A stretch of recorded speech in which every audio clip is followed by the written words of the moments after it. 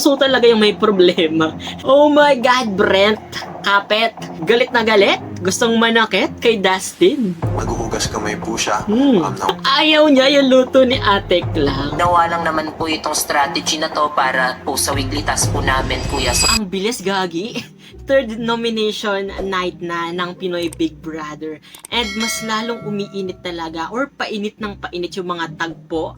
Lalo yung mga real talkan at straight to the point na mga reason ng mga housemates sa pagboto or pagbibigay nila ng puntos bilang 1 point and 3 points sa mga kasama nila sa bahay. And for today's video nga ito, fresh na fresh at kare-release lang ng third nomination official tally of votes ng Pinoy Big Brother Celebrity Collab Edition. For today's video guys, samahan nyo ako, silipin natin at pakinggan din natin yung mga reason ng mga housemates sa kanilang puntos na naibigay. Kasi habang nagbabasa ako ng comment section dito, mukhang kahit yung mga fans or yung mga netizens ay mainit din yung ulo sa naging result nitong Pinoy Big Brother na third eviction. Kaya naman guys, panoorin natin to at samahan nyo. Let's go! So, eto na ang third nomination night ng Pinoy Big Brother. Kuya, binibigyan po namin ng 1 point ang Mikla.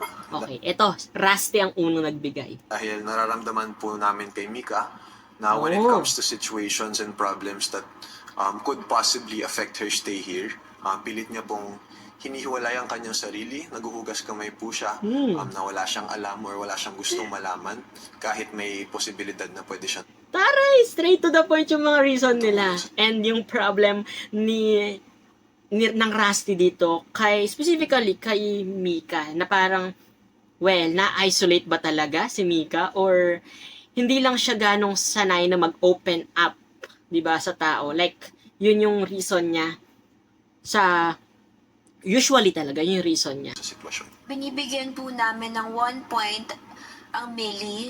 Feeling ko po si Michael, sobrang inconsistent po ng personality niya from the first few weeks up to this day, to the point na hindi ko na po alam kung nagiging showbiz siya or yun lang talaga siya bilang isang tao. Binibigyan po namin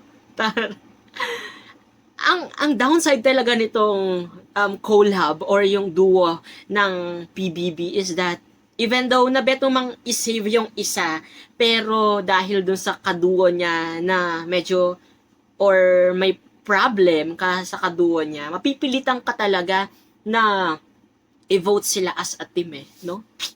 ng Millie. isang puntos ang Rusty. Ito, Brin. Pareho pong si Ralph at Dustin may mga pagkukulang sa nakaraang weekly task namin, kuya. Naging sanhi po to sa pagkatalo namin sa weekly task. Kaya binibigyan po Nakakaloka din talaga yung mga netizen, no? Talagang hit na hit or galit na galit, gustong manakit kay Dustin. po namin ng 1 point ang Team Minier. Specifically kay Will po. Uy. Kasi feeling ho namin na he wasn't able to step up as Bakit parang feeling ko more on kapuso talaga yung nagkakaproblema yung mga housemates dito, no? Ano ba? kami as a follower nung nakita ho namin na natataranta na si Will, nataranta rin ho kami. I think si Will hindi rin siya ganong, hindi niya kayang mag-handle ng maraming tao, di ba? As an introvert nga siya, di ba? Ay medyo challenging para sa kanya yung mag-manage ng maraming tao, lalo na, di ba, sa dami nilang housemates. Yun siguro yung hinahanap ng mga housemates pa dito. Bibigyan po namin ng 1 point ang duo na Millie kasi po, kay Michael po, hindi po namin alam kung kailan po yung totoo sa hindi sa sinasabi niya. Hindi po namin alam kung kailan siya nagjo-joke sa hindi nagjo-joke. Mukhang nanganganib pa si Emilio dito, Bibigyan po namin ng 1 point ang Brins. Kasi po, naniniwala po kami na sila po ay nag-isolate po sa grupo. kuya, binibigyan naman po namin ng 1 What do they mean ba sa isolate as a group? Parang may sarili silang mundo, ganun. Kasi kadalasan napapanood ko talaga is boys magkasama, tapos girls magkasama usually. So, I don't get it. point, si Rusty po, si Ralph at Dustin po, specifically po kay Dustin kasi this weekly task po kuya ay Mukhang nanganganib din talaga si Ralph siya dito. sa God. desisyon po ng mga leaders na hindi naman po siya yung kinall out at ginawa lang naman po itong strategy na to para po sa weekly task po namin kuya. So medyo Gusto ko yung Esner. Tapos talagang straight to the point niyang sinasabi yung walang sugar coating, no? na disrespect lang po niya yung mga task leaders at that time at medyo close-minded din po siya po doon kuya. Bibigyan po Wow! namin ng 3 points ang Prince. Dahil po kay Vince na kakapasok niya lang po sa bahay niyo po, may nabitawan na po siyang agad na mga Diba? Kung nakapal niya, puro kapuso talaga yung may problema ito sa Pinoy Big Brother. Sino yung reason kung bakit nadadama yung mga hamkaduwa nila. And lagot! Mukhang nanganganib din si Brent. salita na hindi po kami naging komportable, mga boys. Kuya, binibigyan po namin ng 3 points si Vince. Nakukulangan pa po kami sa pagiging open niya po dito sa bahay. Binibigyan po namin ng 3 points ang Millie. Grabe din po Gagi, nanganganib talaga si yung Brent. personality nila na parang nagka-clash And at Emilio feeling nanganganib. ko yung pagiging competitive kapapasok ng lang pagkatuo nila. is masyadong mataas. Binibigyan po Well, ganoon naman talaga ang reality show eh. You need to be competitive, di ba? Para manalo ka sa isang game. And kung lalamya-lamya ka sa isang task, di ba? For sure, matatalo kayo at damay yung buong grupo. So, you need to be competitive talaga. po namin ng 3 points ang team na si Prince. Silang dalawa ang pinaka-isolated from us boys. Every time us boys are Gagi, together, 10 na ang lagi Prince. silang dalawang nasa labas lang. My God, Brent. Well, 3 points po. Siyempre, hindi na po ako magpapaliwilig. Siyempre, it's for Dustin. Medyo na-disappoint na po din talaga ako sa Ayan. Ayaw niya yung luto ni Atek lang. Mukhang, yan yung reason ni naging Atek action niya lang po dito. din sa past task namin kung na kami po ang task leaders. Yung ugali niya nung nagtatask kami and nung pag nagkaroon po kami ng miscommunication, obviously na Mukhang ang daming nakakapansin sa ugali ni Dustin dito na ang dami-dami niyang mga rules. naman po yun po yung naging rason. So, ayun po kuya. Bibigyan po namin ng 3 points ang duo na si Winier because of the lack and preparation and leadership of Will when it came to our weekly task. Feeling ko that affected us as a whole and yun po ang reason namin. Goge, Binibigyan po pati namin si Esnir. ng 3 points Mga ang nganib. duo na Prince. Puntos po para kay Vince. Nagjo-joke po siya na hindi rin po pinag-iisipan yung sinasabi niya. Pero pagdating po sa kanya na sobrang bilang magkakaibigan lang po yung pagbibiro, hindi po niya matake at hindi po maayos yung choice of words niya sa pagkakausap sa akin. Okay, yung sensitivity talaga ni Vince, no? Mga nominado.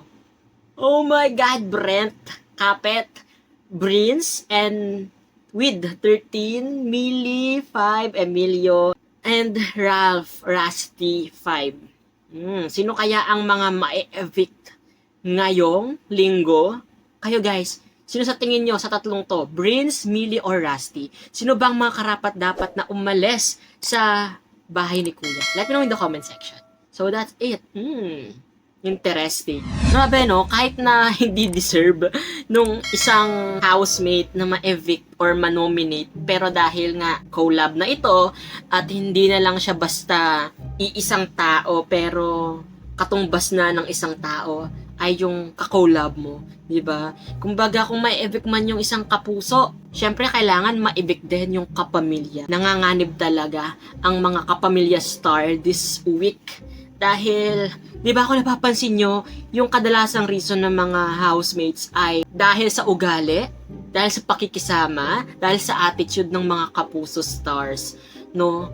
Well, iba-iba kasi, iba-iba tayo ng nakikita sa online, sa live stream at sa mismong kasama nila sa bahay. 'Di ba? Kung lagi natin nakikita na magkasama yung mga boys, pero sa feeling ng mga boys ay laging may na-isolate na duo. No, yung nagiging yung reason nila. At the same time, yung mga attitude nila towards the housemates na minsan baka out of the boundaries na, yung jokes, yung mga pag-attitude nila, or yung mga sinasabi nila sa mga housemates na nakaka-apekto talaga. So, I think yung magiging lesson dito ng mga housemates is hindi lang sila nag-iisip or gumagalaw ng separate, 'di ba? Kailangan yung ano nila, yung utak nila, yung action nila and yung attitude nila maging isa, 'di ba? Para wala nang masabi yung ibang housemates na si ganyan, ganito yung ugali, si ganito, nakakabwisit yung ugali, something like that. So, yun. Okay, ang daming nanganganib ngayon. With these 3 na nominated duos, sino sa tingin nyo ang karapat-dapat pang isave ng taong bayan? At sino ang karapat-dapat na umalis na or lumabas na sa bahay ni Kuya? Let me know in the comment section. Thank you for watching everyone. Maraming salamat sa pagsama sa akin. Syempre, kung hindi ka pa rin nakasubscribe sa channel ko, don't forget guys to hit that subscribe button and that notification bell para lagi kang updated sa mga videos na i-upload ko pa. This has been CJ guys, your man of letters. Stay safe and stay motivated. Thank you for watching. Bye-bye!